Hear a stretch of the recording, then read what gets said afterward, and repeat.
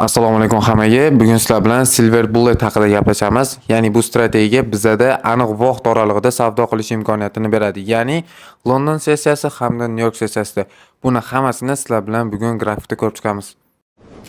Aytib o'tdim, bu aniq vaqtlar bilan ishlaydigan strategiya.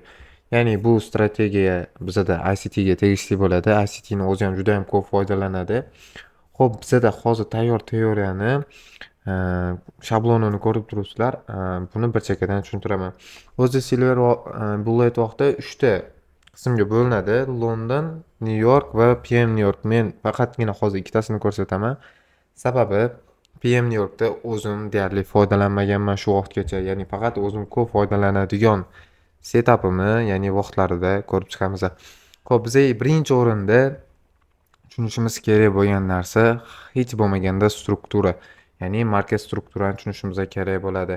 Xo'p, bu entry'imiz LTF da, ya'ni kichkina time frame'da bo'ladi.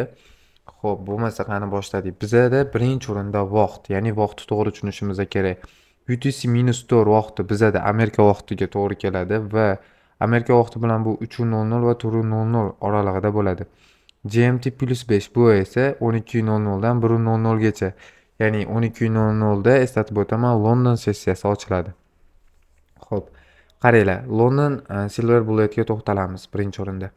Aynan O'zbekiston vaqti bilan 12:00 va 13:00 oralig'ida biz savdoga kirishimiz kerak. Ya'ni setup qidirishimiz kerak bo'ladi. Xo'p, setupimizga nimalar kiradi?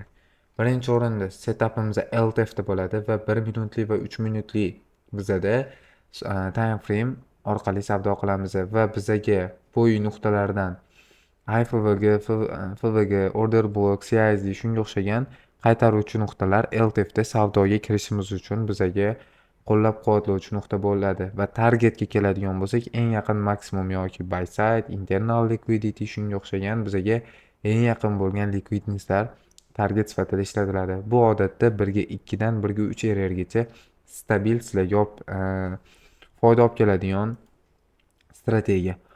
Xo'p, bizda yana M15 plus XTF poyva struktura, ya'ni M15 dan yuqori bo'lgan strukturani va o'sha nuqtalarda bizaga tayanch nuqta bo'layotgan poyi nuqtalarni, ya'ni yuqori time frame'dagi va bozorning o'zini strukturasini tushunishimiz kerak. Ya'ni baribir struktura katta rol o'ynaydi.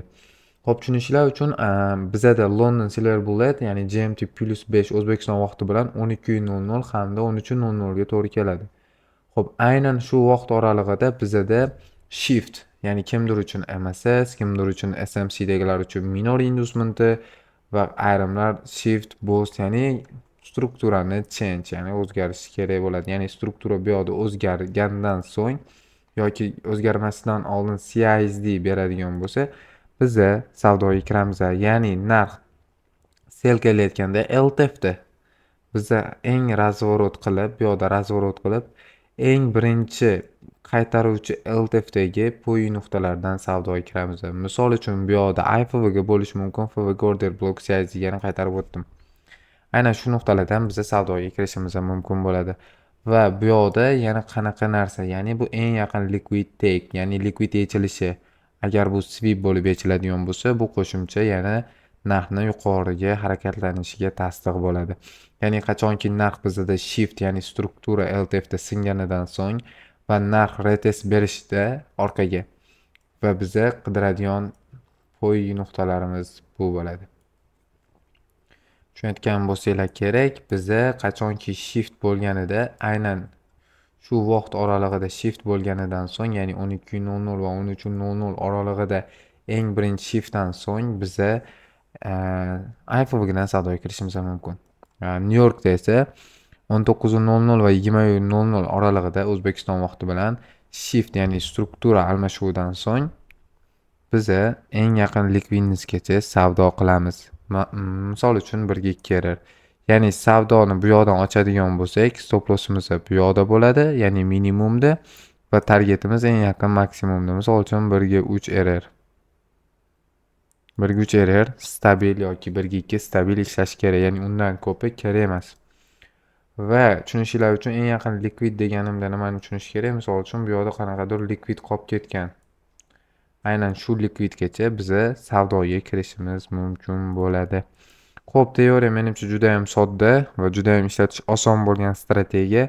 Ya'ni bizada bitta narsa aniq vaqtda chalg'imasdan strukturani to'g'ri a, o'zgaruvini, ya'ni o'zgarishini kutishimiz kerak. Ya'ni shift faqat shpilka bilan emas, tana bilan shift bo'lishi kerak. Ya'ni oxirgi korreksiyani narx tana bilan buzib o'tganidan so'ng biza qaytishiga yoki shiftdan so'ng srazi savdoga kirsak bo'ladi. Ya'ni buni shift ayrimlar bo'sh deb tushunadi. Xo'p, endi qarang, M15 POI, ya'ni M15 plus POI deyotganim aynan shu struktura almashuviga qanaqadir baribir bu yoqda qaytaruvchi nuqta kerak bo'lishi kerak. Ya'ni bu yoqda qanaqadir qaytaruvchi nuqta narxda ushlab turgan bo'lishi kerak.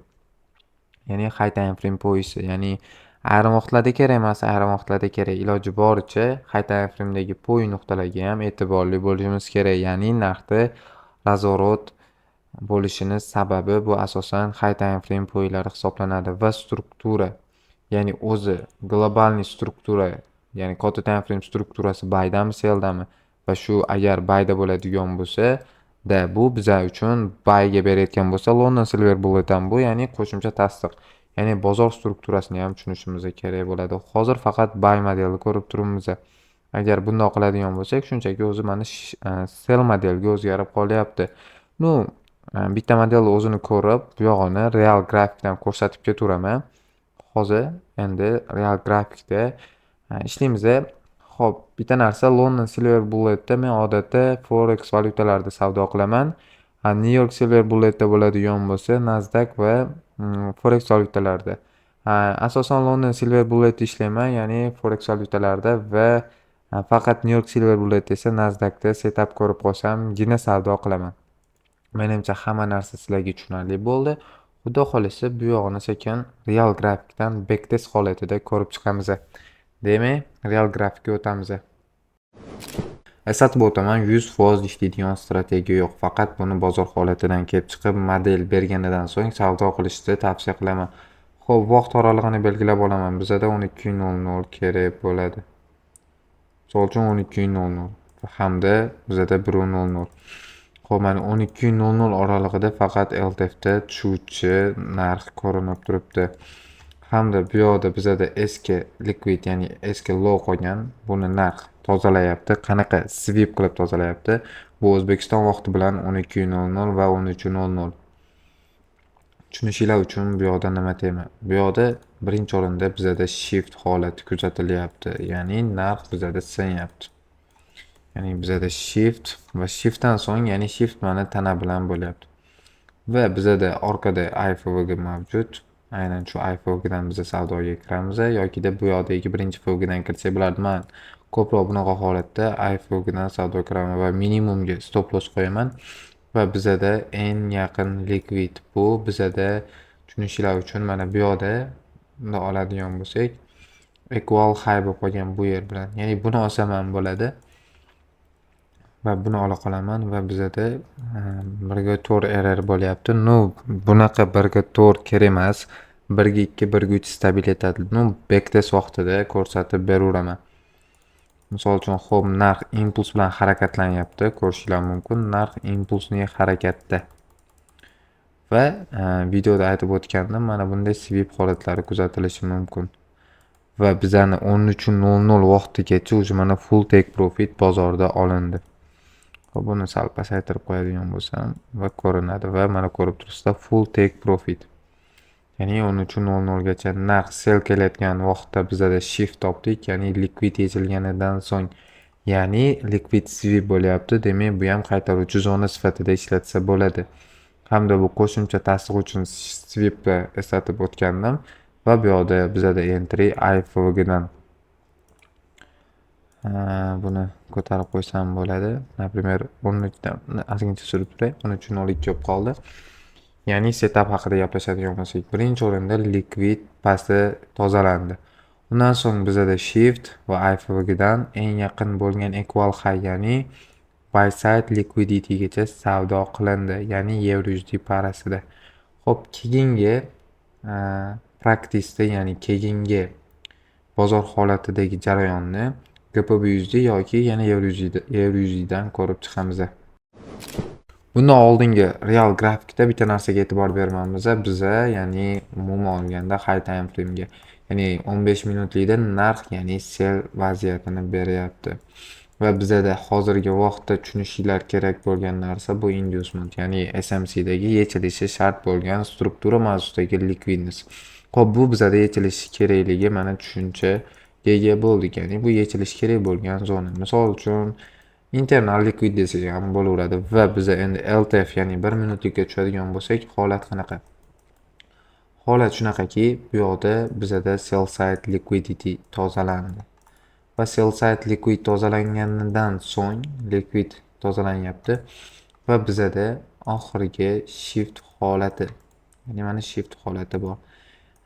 Va tushunishlar uchun bitta qaytaraman bu yoqdan kesib, ya'ni sell side yechildi va bizada tepada buy side liquidity tasdiqlandi. Va vaqt oralig'iga keladigan bo'lsak, bizada 12:00 va 13:00 oralig'ida yechilishi kerak bo'lgan yagona nuqta bu.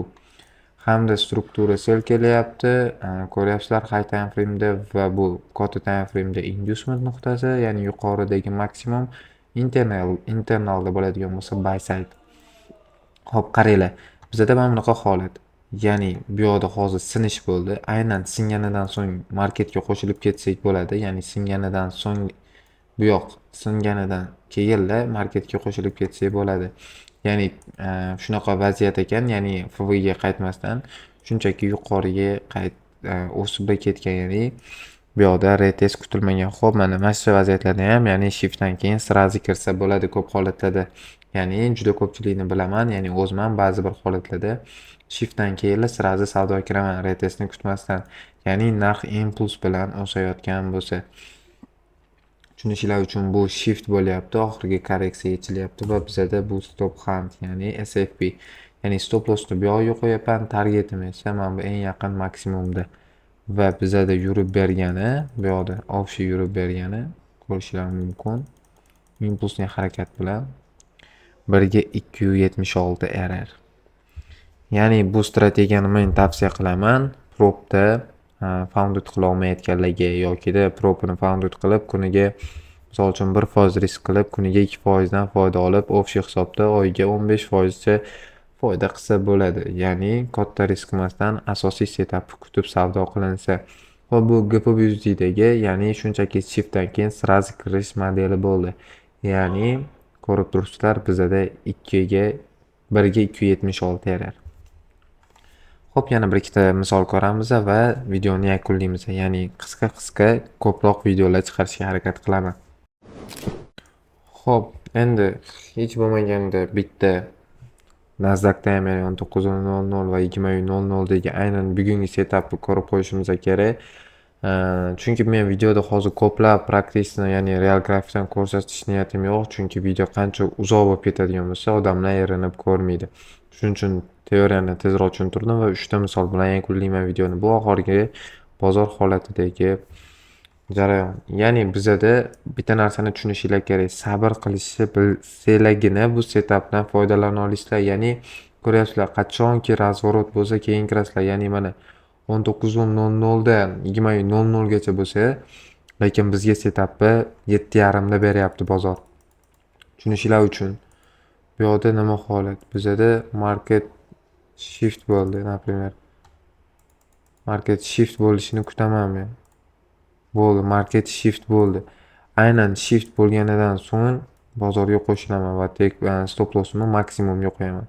Ya'ni orqaga retestini kutmayman. Nasdaqda ko'p holatlarda impuls bilan narx tushib ketadi yoki-da ko'tarilib ketadi. Mana ko'rishlar mumkin.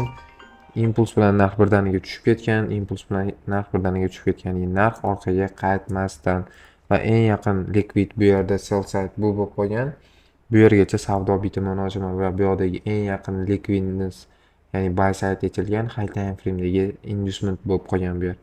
Va bu yer shift bo'ldi. Men marketga shu yoqdan qo'shilyapman, ya'ni sirazi sinishdan so'ng va eng yaqin minimumgacha savdoni amalga oshiraman. Stop lossni shu maksimumga qo'yaman va bizada 1:3 error kelib chiqyapti. Qiladigan joyda 1:3 error. 1:3 errorimiz bor. Tushunishlar uchun sal bundoq qilsam, aynan shift bo'lgandan keyin qo'shilaman. Xo'p, mana bu setup bo'lyapti. Biza kiryapmiz. O'sha bizada tayyor sell side liquidity bor va shift bo'ldi. Va narx mana qaytmasdan ko'rasizlar, shunchaki impuls bilan tushib ketdi. Nasdaqda retestni kutish bu xato. Shunchaki shift bo'lgandan so'ng tana bilan srazi marketga qo'shilib ketish kerak. Ya'ni 19:00 va 20:00 oralig'idagi setapimiz. Xo'p, ko'rdinglar, setup buy side sell side tushunish kerak, setupdan foydalanish uchun, ya'ni liquidity tushunish kerak, high time frame'dagi strukturani tushunishlar kerak bo'ladi va shift bo'lishini, ya'ni market structure shift, ya'ni MSS bo'lishini tushunsanglar bo'ldi. Ya'ni vaqtlar bilan to'g'ri foydalanish kerak, ya'ni sabrli bo'lish kerak. Ya'ni bu setupdan foydalanish uchun. Xudo xolisa hammaga tushunarli bo'ldi degan umiddaman. Oldin bu haqida ham video chiqargandim, lekin biroz bunisi oldingisiga nisbatan farq qiladi. Xudo xolisa keyingi mavzu nima bo'lishi haqida yozib qoldirsanglar, aynan o'sha mavzuni yoritib chiqamiz. Hammaga rahmat, sog' bo'linglar.